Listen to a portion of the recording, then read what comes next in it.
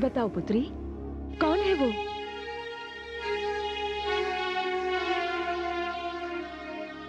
असुर राज दंभ के पुत्र राजकुमार शंखचूड़।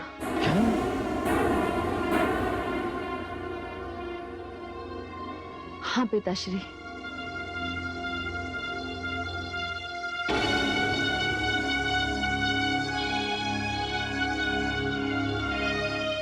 पिताश्री,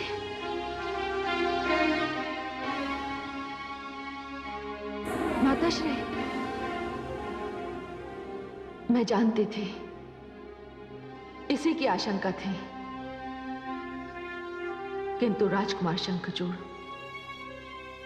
मैंने तो पति रूप में आपका वर्ण कर लिया है। संसार की कोई भी शक्ति अब मुझे अपने निर्णय से डिगा नहीं सकती, अपने वचन से डिगने को बाध्य नहीं कर सकती। या तो मैं अपने मन के आराध्य का वर्ण करूंगी या मृत्यु का। यह मेरा अटल निर्णय है।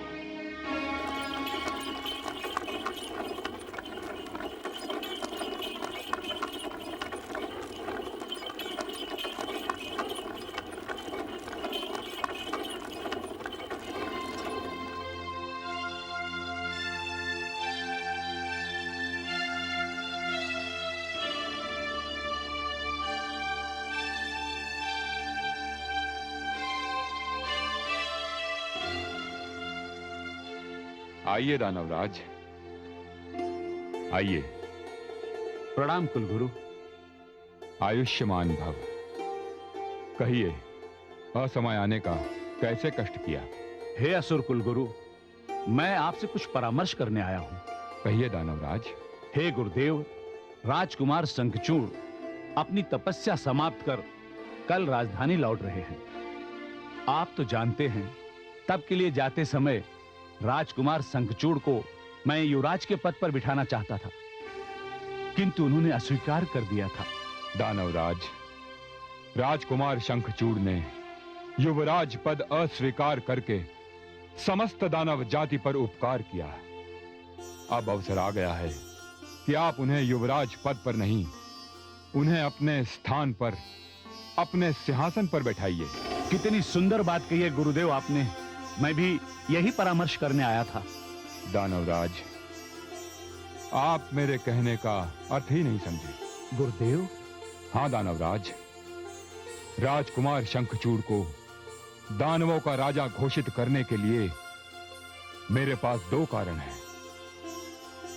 पहला कारण तो यह है कि राजकुमार वरदान में असीम शक्तियां प्राप्त करके आ रहे हैं, किंतु उनमें असुर संस्कारों की अत्यधिक कमी है। उन पर देवताओं के संस्कारों का अधिक प्रभाव है।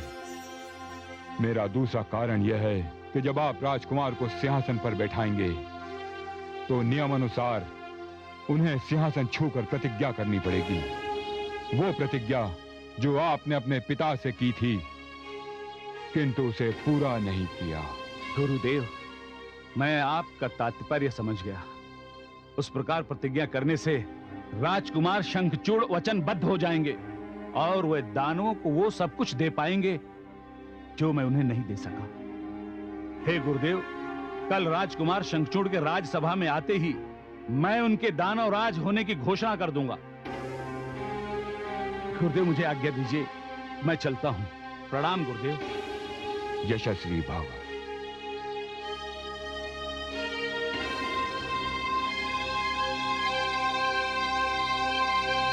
अति सुंदर। राजकुमार शंखचूड़ की, राजकुमार शंखचूड़ की, राजकुमार शंखचूड़ की, राजकुमार शंखचूड़ की, राजकुमार शंखचूड़ की।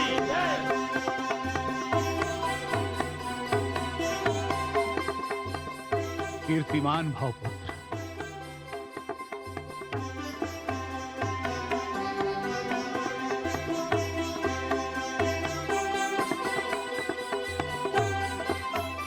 प्रणाम कुलगुरु।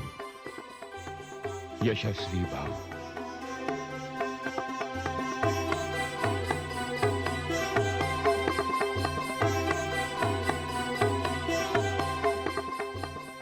प्रणाम माते। आयुष्मान भव।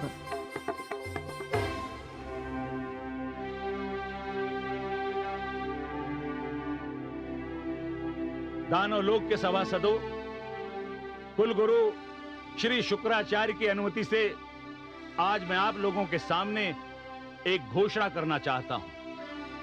आज संपूर्ण दानव लोक के लिए बड़े ही हर्ष का दिन है। आज राजकुमार शंखचूड़ अपनी तपस्या द्वारा असीमित शक्तियां प्राप्त करके लौटे हैं। तपस्या पर जाने से पूर्व मैं राजकुमार शंखचूड़ को युवराज घोषित करना चाहता था, किंतु यह हमारी भूल थी। हां पुत्र, यह मेरी भूल थी कि मैं तुम्हें युवराज बनाना चाहता था, किंतु तुम तो मेरे सिंहासन पर बैठने के योग्य हो चुके हो। और आज मैं तुम्हें अपने स्थान पर इस सिंहासन पर बिठाना चाहता हूं। पिताश्री। नहीं पुत्र, मैं निर्णय ले चुका हूं। इस सिंहासन को छूकर अब तुम वो प्रतिज्ञा करो जो प्रतिज्ञा इस सिंहासन पर बैठने से पहले मैंने की थी और जिसे आज तक मैं पूर्ण नहीं कर सका।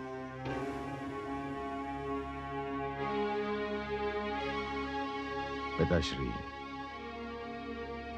एक पुत्र के लिए सबसे बड़े सौभाग्य का दिन वो होता है जब वो अपने वचन के साथ साथ अपने पिता द्वारा दिए गए वचन की पूर्ति का सौभाग्य प्राप्त करे। मैं नहीं जानता कि आपने इस सिंहासन को छूकर क्या प्रतिज्ञा की थी, किंतु मैं आपका पुत्र शंखचूड़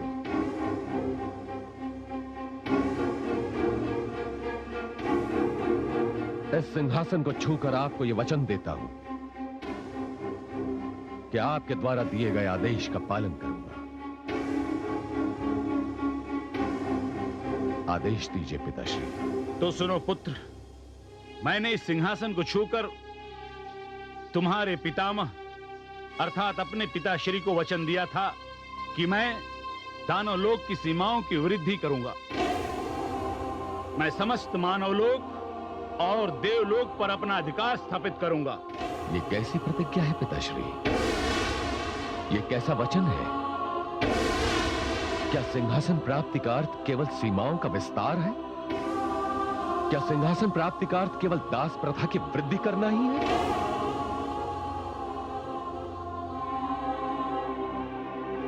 नहीं पिताश्री, नहीं। मैं ऐसा कुछ भी नहीं कर सकूंगा। जानता हूं कि मैं वचनबद्ध हूं,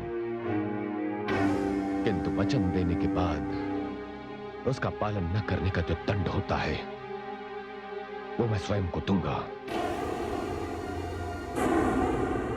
अवश्य दूंगा।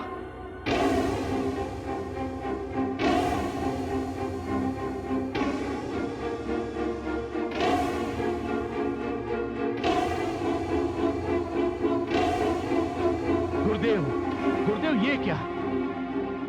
दुर्भाग्य ने घर में कैसी सेध लगाई है गुरुदेव। एक असुर के घर में देवता कहां से आ गया? मैं तो लुट गया गुरुदेव, मैं तो लुट गया। नहीं दानवराज, आप निराश न हो। आप जानते हैं कि मैं भविष्य वक्ता हूं। मैं देख रहा हूं कि आपकी प्रतिज्ञा का, आपको दिए हुए वचन का पालन आपका पुत्र शंखचूड़ ही करेगा।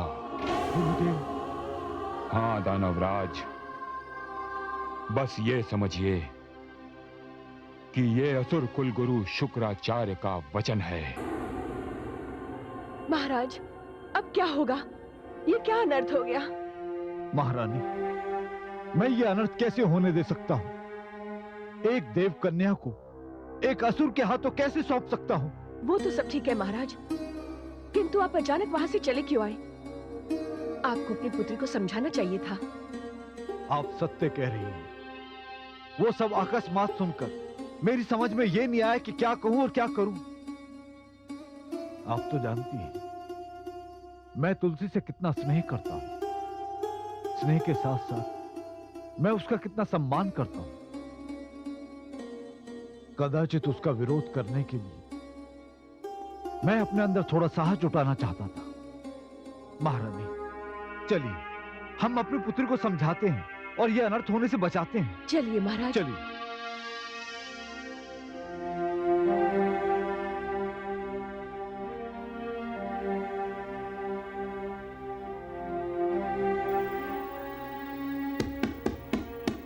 तुलसी, पुत्री तुलसी,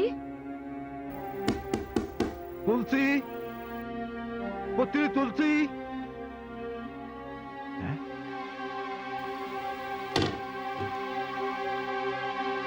तुलसी, पुत्री तुलसी, तुलसी, तुलसी, तुलसी। तुलसी कहाँ चली गई? यहीं कहीं होगी, उद्यान गई होगी। हो सकता है कमल ताल के तट पर होगी। चलो चलकर देखते हैं।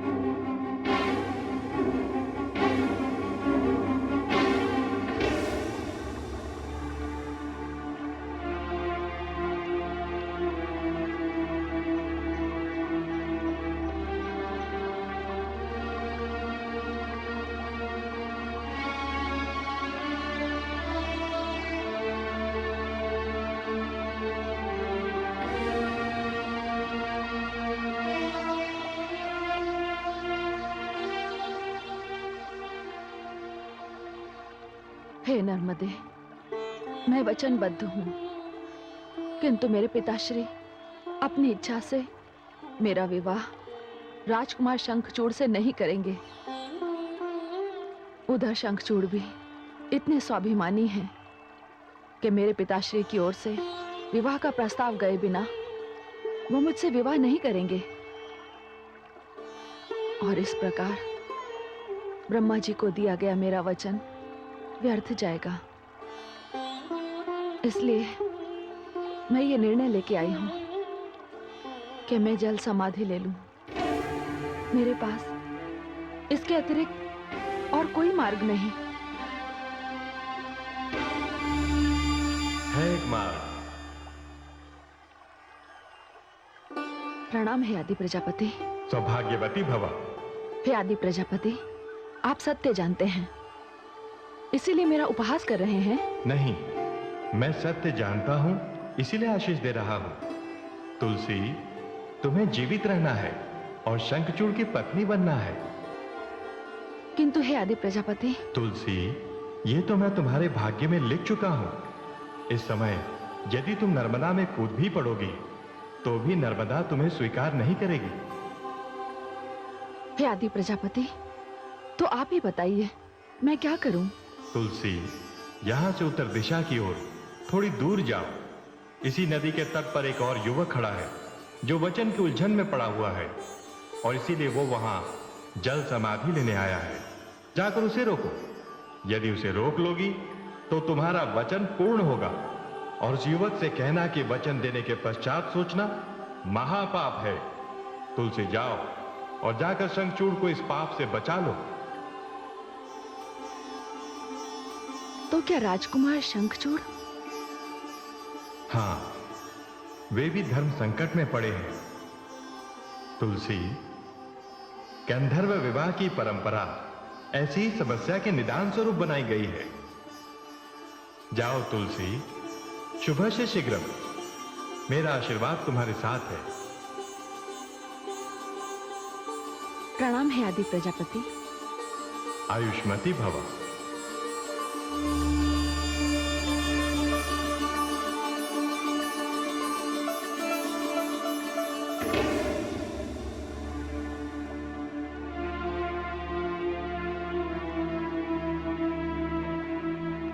हे नर्मदा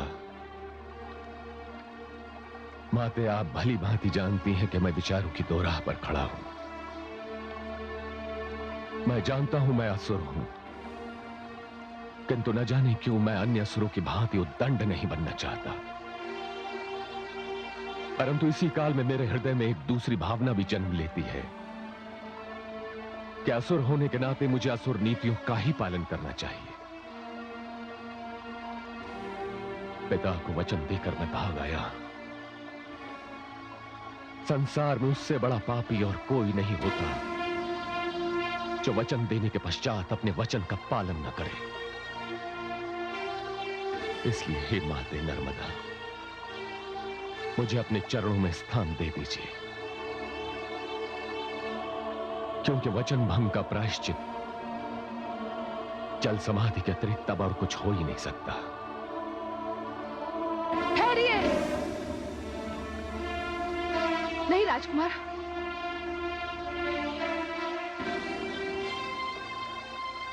नहीं राजकुमार, रुक जाइए।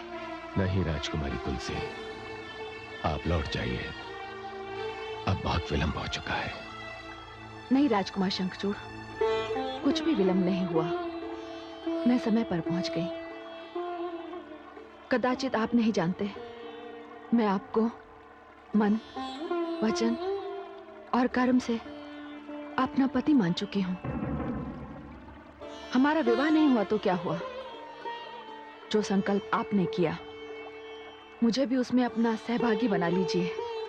मैं भी आ रही हूं। ठहरिए राजकुमारी, ये आप क्या कर रही हैं? अपने धर्म का पालन कर रही हूं। नहीं राजकुमारी, मैं आपको ऐसा नहीं करने दूंगा। तो फिर इसका एक दूसरा मार्ग भी है। कौन सा मार्ग? देखिए, मैंने ब्रह्मा जी के समक्ष आपको हृदय से अपना पति मान लिया है, किंतु मैंने जो वचन उन्हें दिया, उसमें मेरे पिता बाधा बनकर मेरे सामने खड़े हो गए। मैं अपने पिता से स्नेह करती हूं, इसलिए मेरे अपने धर्म संकट और मेरे पिता के धर्म संकट का एक ही उपाय है कि आप मुझे अपनी पत्नी स्वीकार कर लें। राजकुमारी तुलसी, राजकुमार शंखचूड़, कदाचित असुर प्रवृत्ति का होना इतना बुरा नहीं है जितना किसी को दिए हुए वचन का पालन न करना है। आप मुझसे गंधर्व विवाह कीजिए और मुझे लेकर अपने महल चलिए, जहां बुझे हुए दीपों के साथ आपके माता पिता उदास बैठे हैं।